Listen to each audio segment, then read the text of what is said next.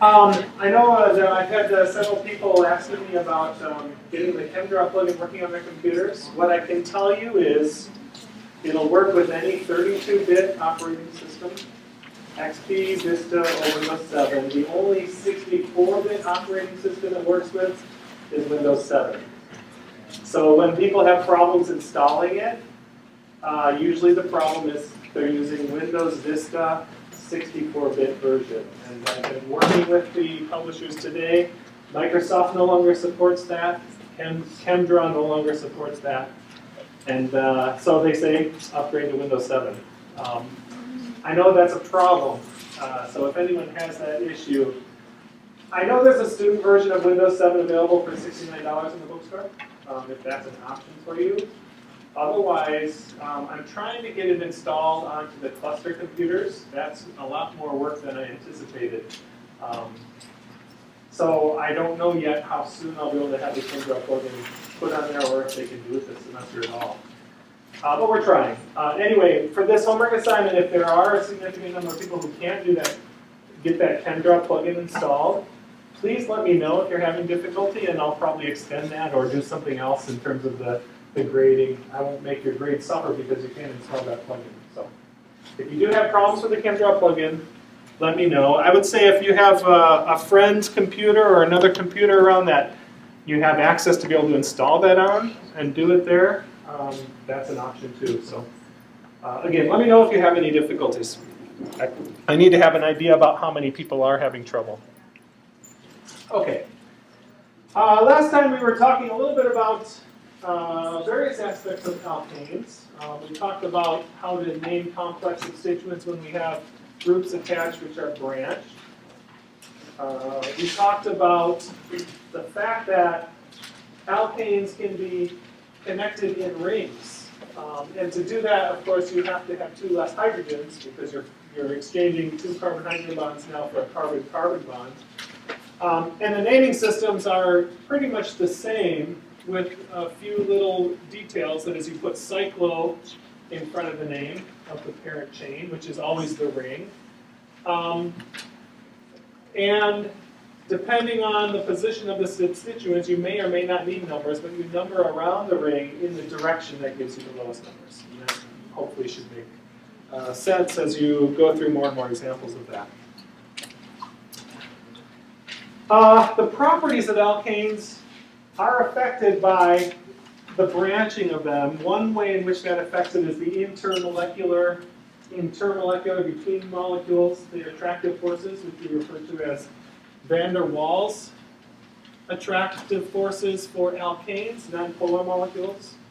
And you can see that being represented here in the differences in boiling points. We also see that affecting molecules in differences in their energies. So as we talked about, the oxidation of alkanes through combustion provides CO2 and water and heat. And if you have different molecules that have the same atoms, they're just connected differently, constitutional isomers, they actually give up different amounts of heat. And that is related to how much energy that molecule has to begin with, the potential energy of that molecule. So clearly, branching gives some stability to that molecule. There's some attractive forces as you bring some of those nuclei closer together or more compact. Now, that's true in this series of octanes of different C8 hydrocarbons. We see this, the energy goes down overall for the molecule, it becomes more stable. But there comes a point where those attractive nuclear forces actually are overcome by things coming too close. And we'll see a little bit later how groups which are large, what we refer to as steric interactions, actually cause disfavorable or increase the energies of molecules. But in this case, branching clearly shows that we have more stable molecules. Okay, so last time we finished just talking a little bit about oxidation and reduction and how to think about that in organic molecules. So if you recall, we defined the oxidation of carbon. Since we're not talking about individual ions, we're talking about molecules which have all covalent bonds. we can think about the oxidation of carbon slightly differently than we do normal ions. So carbon, we think carbon is oxidized if we have increased the number of bonds to more electronegative atoms. So in this case, this combustion is an oxidation reaction because we've replaced CH bonds for CO bonds. So it's the change in that bond. Okay? And the opposite would be true if you go in the reverse direction here. This would be considered a reduction because we've decreased the number of bonds from carbon to a more electronegative atom. Okay? And I use that more generically than just oxygen because we consider the oxidation states for carbon attached to other kinds of heteroatoms, non-carbon atoms as well. So chlorines, for example, or bromines, or sulfur, iodine. Any of those would be more electronegative than carbon. And so if you change the number of bonds from carbon to iodine and replaced, as opposed to, say, exchange them for carbon-hydrogen bonds, then you've gone to a more oxidized state or to a more reduced state, depending on which direction you're going. Okay, and as we talk about more and more molecules, we'll see some reactions have a net zero change in oxidation state, and some reactions increase or reduce the oxidation state. Here's an example. Actually, I want you to tell me what the oxidation state change is here. So if we take chloromethane, CH3Cl, react that with lithium metal, what we end up with is exchanging the chlorine for a lithium atom on that carbon. So what's happened to the oxidation state of the carbon? Someone says the oxidation state increased. How many people agree? Some of you. So where is lithium on the periodic table? It's over, if you look over here, it's over on the left side. So is it more electronegative or less electronegative than carbon? Okay. More or less? It's less electronegative than carbon. So if you think about then the oxidation of that, we've gone from a carbon bonded to a more electronegative than carbon and exchanged that for a carbon bonded to a less electronegative bond than carbon, an atom than carbon. So we've decreased the number of bonds to a more electronegative element.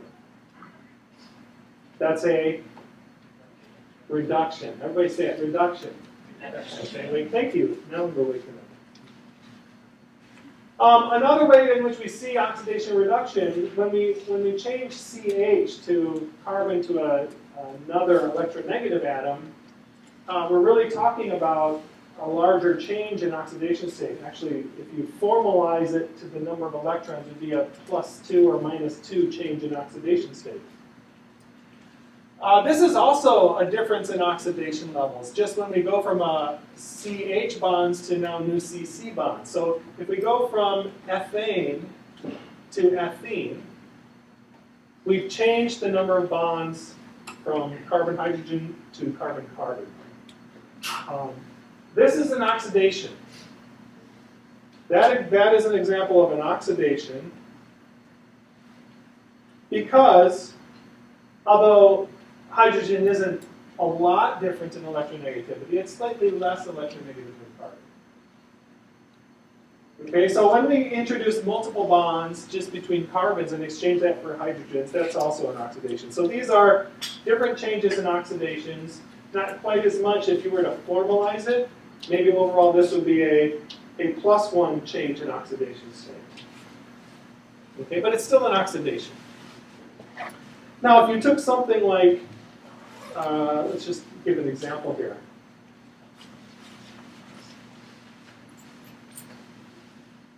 We take something like bromomethane and react this with hydroxide iron, okay, and do a substitution reaction. What's the change in oxidation state for that reaction?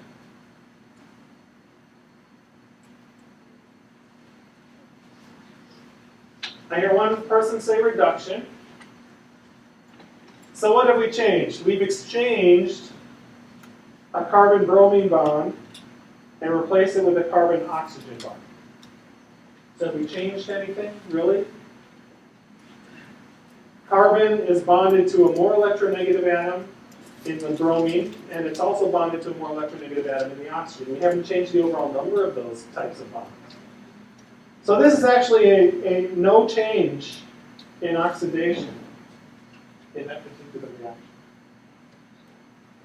Okay? We haven't increased or decreased the number of bonds to a more electronegative atom. So that's not an oxidation or a reduction reaction at all. Question? Isn't bromine more electronegative? So that's the thing. So the ownership of the electrons, that's the gray area. The question is, isn't bromine more electronegative than oxygen, right? Yes, bromine is a little bit more electronegative than oxygen, but oxygen, we're talking about the relationship to the carbon. Oxygen is still more electronegative than the carbon, and bromine is still more electronegative than the carbon. Okay? So we're talking about the state of the carbon. Now that slight change in electronegativity, yes, it changes the polarization of the bond, but overall, if we're trying to formalize the oxidation state, it hasn't changed with carbon. In this case, the electron still is considered belonging to the bromine, and here this electron is still considered belonging to the oxygen. Okay? Make sense? Okay, let's think about this reaction. If we take this reaction and we react this with, I don't know, KMNO4, if you're really careful, you can make this molecule.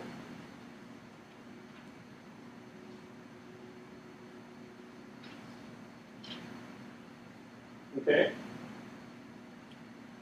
What have we done to the oxidation state? What have we replaced?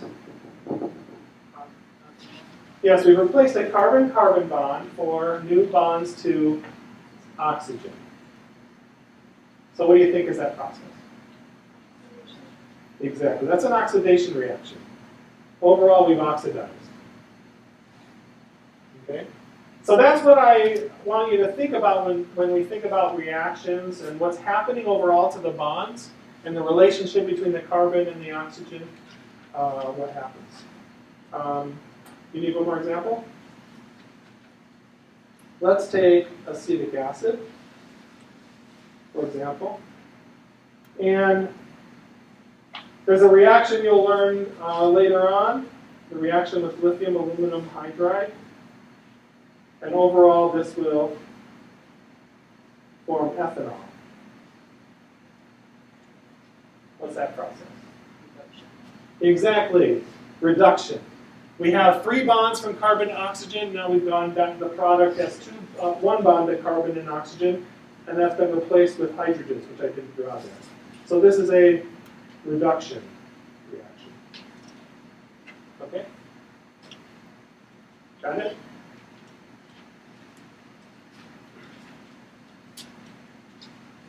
Okay.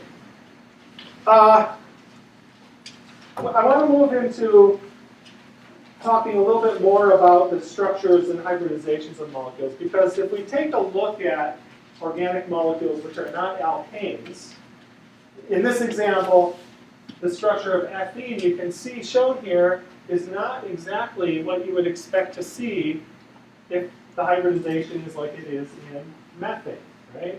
So if you take a look at this molecule,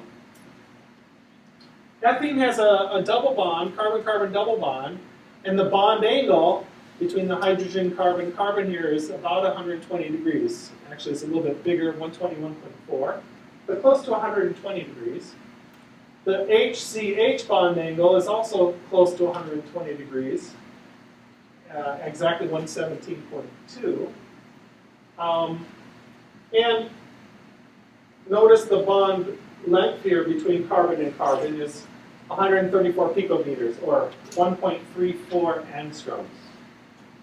Okay, do you remember what it was between a single bond between carbons in ethane? What that bond length was? Anybody remember? Not 90. It was longer. A single bond in ethane between the 2 carbons was 154. I think that's right. So this bond is a little bit shorter than a single bond. The double bond is shorter than a single bond. by a little bit. Okay, also this is a planar molecule, and that's why this is shown here to indicate that the hydrogen, carbon, hydrogens all lie on one plane. Right? So we have to think about how the bonding and the hybridization of those carbons give rise to this kind of structure. So if you recall, we talked about for methane, which is sp3 hybridized, that in order to form the 4 bonds to methane, we have to take the S's and P's and mix them all together and make 4 equal orbitals, so that you can form 4 equal bonds to the carbon. Okay? Well, a similar thing is happening here, but this particular picture, where we have sp3 hybridization, a mixture of 1 p and 3 s's, can't allow us to form this second bond. So in order to form the double bond between the carbons, you have to have a slightly different hybridization. And that is where we take those atomic orbitals, and if we hybridize them, we're only mixing 3 of them together. The S's, the S, and 2 of the P's. Okay? So in order to form the double bond, the second bond, it can't be a sigma bond and end-to-end overlap. We have to overlap 2 p orbitals sideways. So we have to leave one orbital unhybridized. So the electron configuration that explains the structure for ethene is this sp2 hybrid orbital. sp2 because the hybrids are made up of 1 s and 2 p's. One of the p orbitals is left alone. And if you look at that pictorially, this is an image from your book. Look at that pictorially, starting from the atomic orbitals, s's and p's, and rehybridize them. We have 3 hybrid orbitals, and then slightly higher in energy would just be the p orbital as a dumbbell shape. Okay? So how does that work then to form the double bond? Well, what we do when we bring 2 carbons together that are sp2 hybridized is overlap the bond in a side-to-side fashion, and that's what's shown here. So let's take a look at this. If you draw this out, carbon with a single bond, I'm going to elongate that just to show highlighted. And you have a hydrogen here and a hydrogen here, all in the same plane. Okay, so those are 3 on each carbon. On each carbon, there's 3 sigma bonds. That's a sigma bond. That's a sigma bond. That's a sigma bond. Okay, and then the same is true here. This is a sigma bond, and that's a sigma bond. Single bond, end-to-end overlap. All right. In addition to that, though, what we have, erase this, is a p orbital on each atom. Okay, so there's a p orbital on that carbon, there's a p orbital on that carbon. Remember when we brought them together, they each had 1 electron in them, and they overlap sideways, above and below the plane. All right, and that's what's pictured over here. That's what this is showing. So notice in this molecule on the right, we have a side-to-side overlap of p orbitals. That's what we refer to as the pi bond. Okay? And in between, you have that single bond there. That's a sigma orbital. A sigma bond, sorry. An overlap of 2 sp2 orbitals. But overall, the structure of this molecule is flat. Right. Okay, so I want to reiterate. End-to-end overlap are what we refer to as sigma bonds. Side-to-side overlap of p orbitals we refer to as a pi bond. So when you see a molecule drawn out,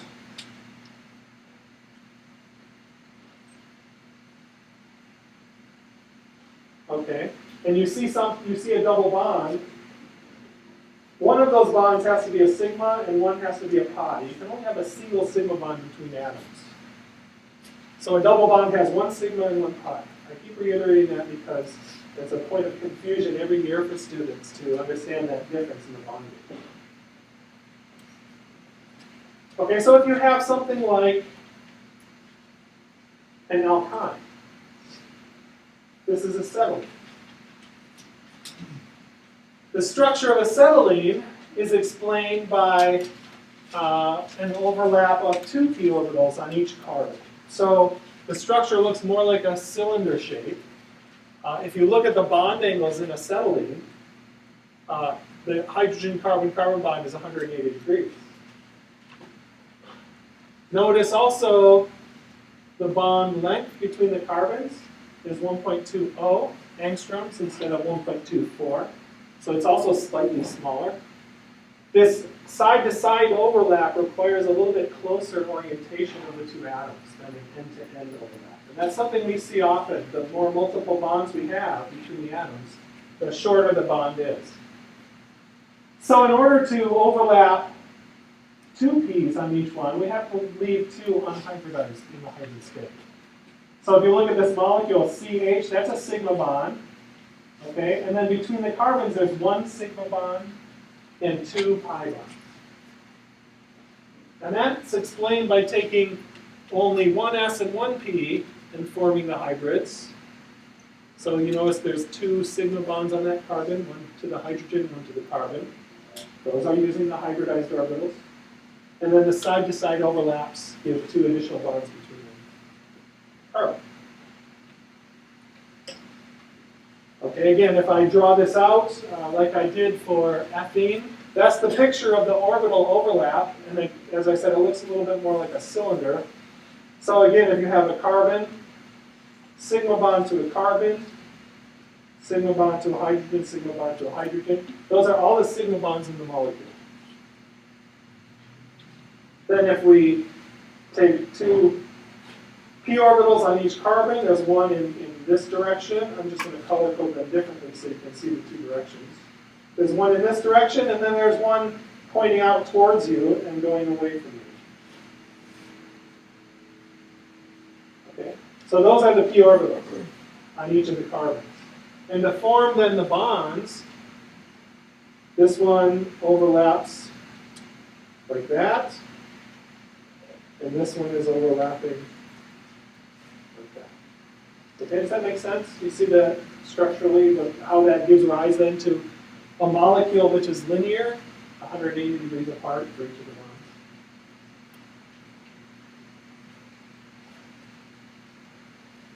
Okay, anyone having trouble seeing that structurally, 3 dimensions? So the 2 middle ones that you give in the green, Yep. that's the sigma bond. No, that's a pi bond. It's a side-to-side overlap of p orbitals. That's a pi bond. So this is a pi bond. Okay.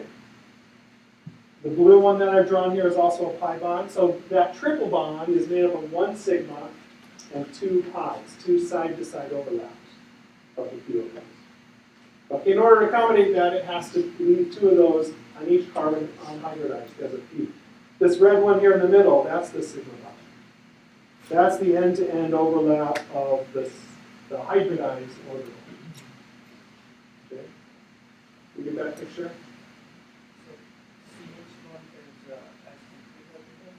No, it's sp hybridized. Because this orbital from the carbon is made up of 1s and 1p mixed together. So one of the easy ways to remember that, if you look at a molecule, if it's all single bonds, they're all sigma bonding, okay? And that has to incorporate all of the orbitals, so it has to be sp3. If there's a double bond somewhere, it has to be sp2 hybridized on that atom. And if it's a triple bond, it has to be sp hybridized. Okay? So count the number of sigma and pi bonds. Let me just erase this and start over here. If you have acetylene, okay, look at that carbon right there on the left. Okay, how many sigma bonds to that carbon and how many pi bonds to that carbon? Well, you know a single bond has to be a sigma, okay, and a triple bond has to be 1 sigma and 2 pi's. So this carbon has 2 sigmas and 2 pi's. 2 sigmas means it only has 2 orbitals that were hybridized. sp. Make sense? If you have an alkene, let's go back to ethene, for example. If you have an alkene, now we have a carbon which has a sigma here, a sigma here, a sigma here, and a pi here. Okay? So that carbon overall has 3 sigmas and 1 pi.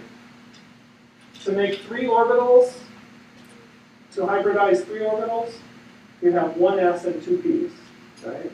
2 plus 1 is 3. So that must be sp2 hybridized. Does that make sense? Okay, now when you get to other atoms, things with lone pairs, remember, they're not going to have a sigma bond, they're going to replace a sigma bond with a lone pair. Lone pairs are always in hybrid orbitals as well. So if you take a look at this, we talked about oxygen, we talked about water hybridization before, right? Water, H2O, has 2 lone pairs and 2 sigma orbitals, so a total of 4 things that need to be hybridized.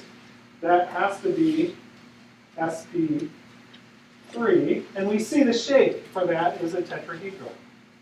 Total of 4 bonds, or 4 non-bonding electrons or sigma bonds. Okay? But take a look at BH3, borane. Borane has a planar structure. It has 3 hydrogens all in one plane. And the bond angle between them is 120 degrees. So with that kind of structure, how do you think about then the hybridization of borane? It can't be sp3. sp3 is tetrahedral structure. sp2 is a planar structure, and sp is a linear structure. So this happens to be a planar structure where 3 of those hydrogens are all in one plane. Notice what I've drawn here. Borane only starts with 3 valence electrons, right? It has an empty orbital. So unlike oxygen, where lone pairs reside in hybrid orbitals, okay, because electrons repel, and so they hybridize to be the lowest energy. Empty orbitals are unhybridized. Okay, and that gives rise to the structure, because if they're empty, there's no electron repulsion, so there's no need to form another space for electrons. So it's perfectly happy. The only electrons in this molecule are in those sigma bonds to the hydrogen, and they want to be as far apart as possible, and we're only talking about 3 things with electrons, right? This remains as a p orbital, empty. And so it has a planar structure. It's isoelectronic, not isoelectronic, but similar in structure to a carbon-carbon double bond for each of the carbons being sp2.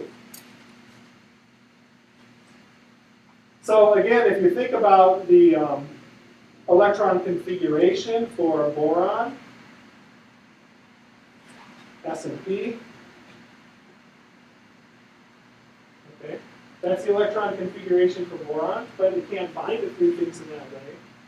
It only has 3 electrons to distribute, so when it hybridizes, it just takes 3 of those orbitals to make the hybrid orbitals with electrons. And then there's 1 p left over empty. It looks just like our sp2 hybridized carbon electron configuration, except there's 1 less electron. And it remains there. Okay? Now, let me ask a related question about this. If you remember when we talked about Lewis acids and Lewis bases, I gave you an example of BF3. Okay? And what's the structure of BF3? What's the hybridization of boron, the 3 things on it? sp2, it's a planar structure.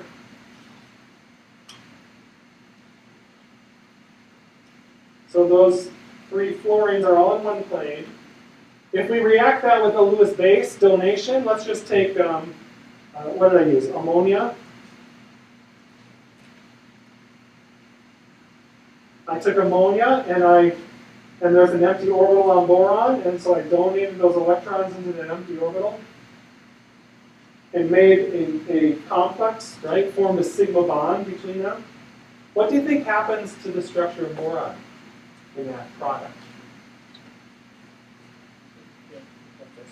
It becomes sp3, exactly. And once you take that empty orbital and you have some way to get electrons into it, then it has to hybridize to form 4 equal bonds. So the structure of that complex now becomes sp3. I hope that's not too small.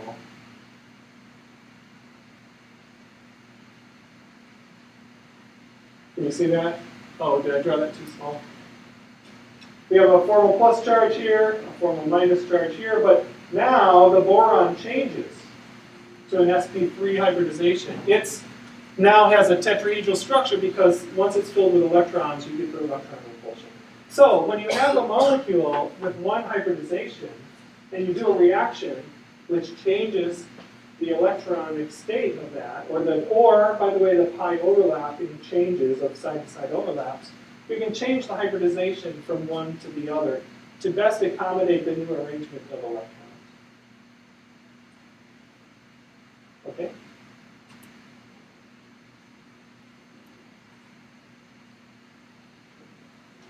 Okay, so that's structure. We've talked a lot about the structures and bonding of organic molecules, but now we need to take that concept a little bit further. And I want to talk about the three-dimensional orientations of molecules and how it affects the overall shape of molecules. So one of the things we're going to talk about is the conformation and the three-dimensional structure of alkanes and cycloalkanes.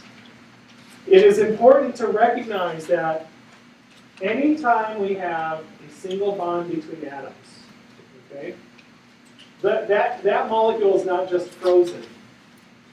That single bond, the atoms on either end can rotate. Okay, so there's always free rotation about a single bond. And a sigma bond end-to-end overlap, if you think about it, there's no restriction to that rotation. If you just have an end-to-end overlap, there's no change in the bonding to twist around or rotate, right? So at room temperature, there's enough thermal energy at room temperature, all single bonds in a molecule freely rotate very, very fast. There's no difference in that rotation.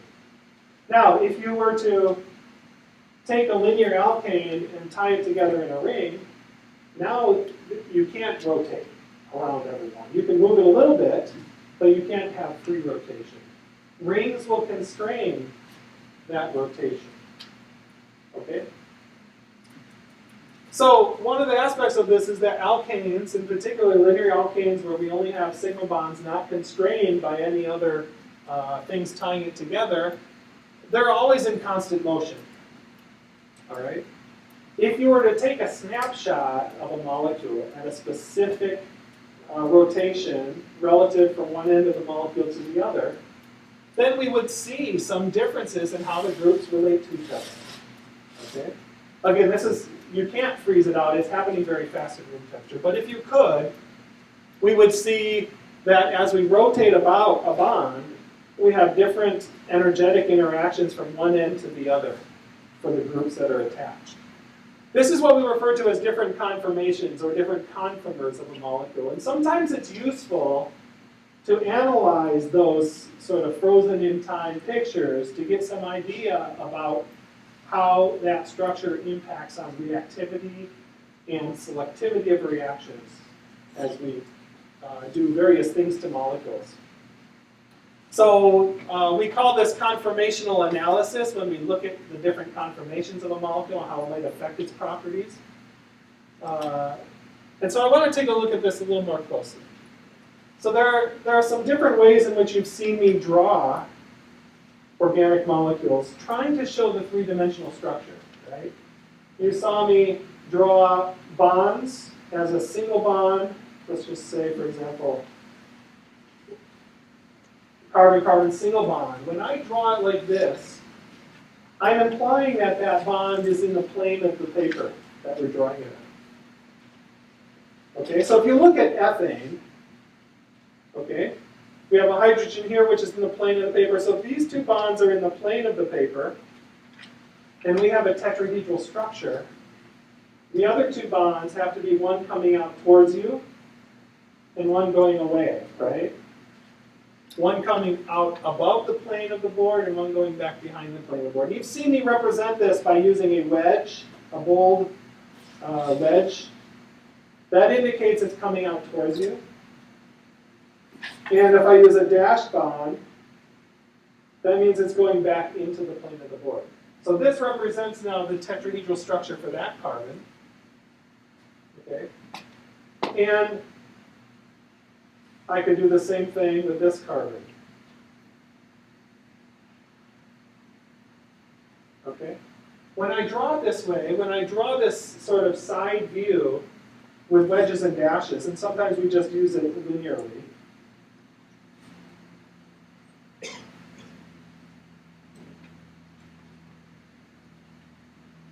this is what we refer to as the Sawhorse view of, or a Sawhorse projection of the molecule, because it kind of looks like a sawhorse, right? So it's important you recognize what that representation means, coming out of the board or going into the board, or the single bonds that are not bold or dashed being in the plane. Because we'll always try to draw it that way when we're trying to indicate the three-dimensionality of molecules. But there's another way to represent that. So if you take a look at ethane, and imagine, if you will, that you're viewing the molecule from this carbon to that carbon. So if your eyeball is here, and you look down that bond, okay, like my little eyeball. If you look down that bond, what would you view, right? If this carbon on the right is right in front of the carbon behind it from that view, what would you see? Okay, we can represent this also in what we refer to as a Newman projection. Okay, it's a view of a molecule where we're looking down a particular carbon-carbon bond, or a bond between two atoms, and then thinking about where everything else is. So let me just redraw that structure for a moment. Well, let me just draw this Sawhorse structure.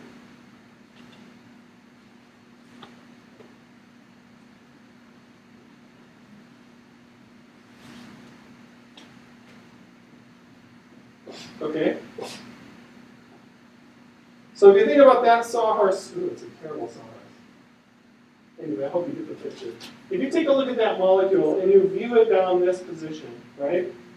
We can represent that in a Newman projection by representing the front carbon as a circle. Okay? So if one bond is going directly behind us, I'm going to stand here. If one bond is going directly behind us, there's a carbon right behind this one, right? So if I'm to look at that and turn that molecule and project it onto the plane, what would I see? I would see a carbon hydrogen in the plane of the board should be going straight down, right? So I would see a hydrogen there. That hydrogen is this one right here. All right? And I would see one hydrogen coming out of the board to my left and one hydrogen going into the board to my right. Okay, do you see that? Do you see how I do that? Now I've projected it onto a flat surface. And so if you don't have good visualization of 3 dimensions, you might want to get some models and take a look at this. If you're to look at that, actually, these 3 hydrogens will be coming out towards you. Okay? Now, right behind it is the carbon behind. And if you imagine the bonds over here projecting out from behind that carbon that we've drawn on front, what would you see? Well, there's one carbon would be going straight up, right, in the middle. And notice I draw the bond from the edge of the circle representing the carbon in the back And then there's a hydrogen down to the left and a hydrogen down to the right. So these represent the hydrogens on the carbon to the back. And these three hydrogens represent the hydrogens on the carbon that's closest to you. So if you can visualize that, this is a useful way to look at the relationship between atoms on the front carbon relative to the back carbon. Okay? So if you look at this now, what is the bond angle then between the carbon hydrogen that I've shown there and the one on the carbon behind it? 60 degrees, that's right. This whole thing has to be 360 degrees. So in this Newman projection, that's a 60-degree bond angle. They're not on the same carbon, they're on adjacent carbons, and that's, again, a point of confusion people often have. When you picture this, remember, this is not on the same carbon as this one, this is on the back carbon. Okay? Well, this is a picture of the molecule that's frozen in time. Because as I said, all single bonds are rapidly rotating at room temperature. So this carbon-carbon bond is spinning around. So relative to the back carbon, the front carbon is spinning. Okay, so if we analyze each step along the way, and we're not going to analyze each infinite step, we're going to pick specific ones, you can see that the energy of the molecule will change depending on the relationship of the hydrogens in the front to the hydrogens in the back. So here's the Sawhorse projection, similar to the one I just drew. Okay? In this case, if you're viewing it from here, your front carbon has a CH going up, and then a CH to the left and a CH to the right. Okay, you see how I translated this to the Newman projection? And on the back carbon here, we have a CH going down, that's this one, and one to the left up and one to the right up. Okay? So imagine, if you will, if we keep the back carbon fixed and we rotate the front carbon by 60 degrees, look at what happens to the relationship between the hydrogen on the front and the hydrogen on the back. Okay? They become closer together. There's a lot of terms when we talk about these types of conformational analyses for alkanes. So when we have those bonds as far apart as possible from the front to the back, and that would be 60 degrees, we refer to that as the staggered conformation, or the staggered position. Okay? As you rotate that, those bonds come closer together, and we refer to that as an eclipse position when there's no bond angle between the front and the back, when they're lined up exactly with each other. The eclipse conformation. And as you might imagine, if you bring those bonds closer together, there are some repulsive forces from the electrons. That increases the energy of the molecule. All right? So the energy of the molecule is an average of all the possible conformations or movements of a molecule. But if you were to freeze it out in time, you go from here to here, you'd increase the energy by about 3 kilocalories per mole. So this graph shows you what happens to the energy of the molecule as you rotate around completely 360 degrees. So as you go from this staggered position here, which I've indicated here, and you rotate 60 degrees, you reach a highest energy position where those two bonds are eclipsing. And actually there are 3 of those eclipsing interactions. And then as you continue to rotate past 60 degrees, you relieve that energy because the bonds are getting further apart. So you get to another staggered conformation where this hydrogen now is in this position. Everything is, again, 60 degrees apart. That would be the lowest. And then as you continue going around, you see you have 3 equal high energy positions and essentially 3 equal low energy positions. Okay? Staggered is lower energy than eclipsed. This is what we refer to as torsional strain, by the way. Torsion is the strain induced. I think I have that on the next slide. Yes. Oh, no, I don't. Not yet. Next slide. So staggered conformation, when the carbon in front and the carbon in back have the bonds as far apart as possible, that's 60 degrees. An eclipse conformation is when they are overlapping each other when you're looking at it from front to back. Okay, torsional strain. This is the energy induced provided to the molecule, the strain introduced by electron repulsion of bonds on adjacent carbons that come closer together. So the highest amount of the strain of those electron repulsions occurs when they are eclipsing. And hopefully that makes sense to you. It's kind of common sense. The closer the electrons are, the more repulsion they'll be pushing on each other, right? There's another aspect of strain which we talk about, and that's steric strain. And steric strain is what we call groups that have strain energy imparted to them simply because of their size. They bump into each other. Steric strain is minimal with hydrogens, but if you imagine replacing these hydrogens with something bigger, right, then the atoms of those groups actually can start bumping into each other. This is what we refer to as steric strain. So I want you to keep these definitions in mind as we discuss these different conformations of molecules. Okay, so take a look at a little bit more substituted example. This is butane. This is the 4-carbon chain. And if we analyze the conformations of butane, now looking at the middle 2 carbons. So what I've drawn here is the Sawhorse view of butane, where we have 2 hydrogens and a CH3 on one of these carbons, 2 hydrogens and CH3 on the other. And I've drawn this in the lowest energy conformation. That is, again, if you look at the Newman projection where you're viewing down the middle 2 carbons, right? Let's just say this is carbon 1, 2, 3, 4.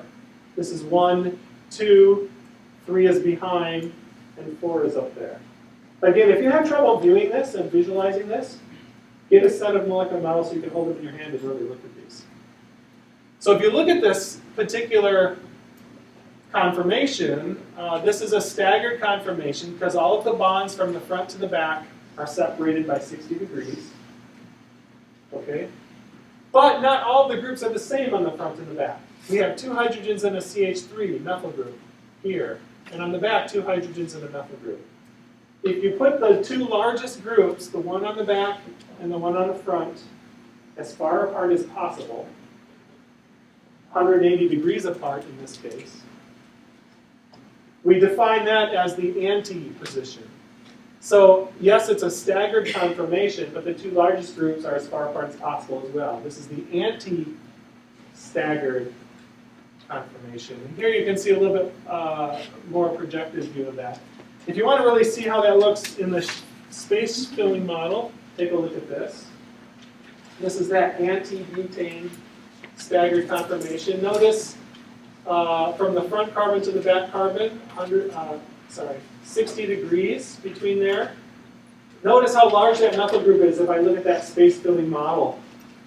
It does take up a significant amount of space. Okay.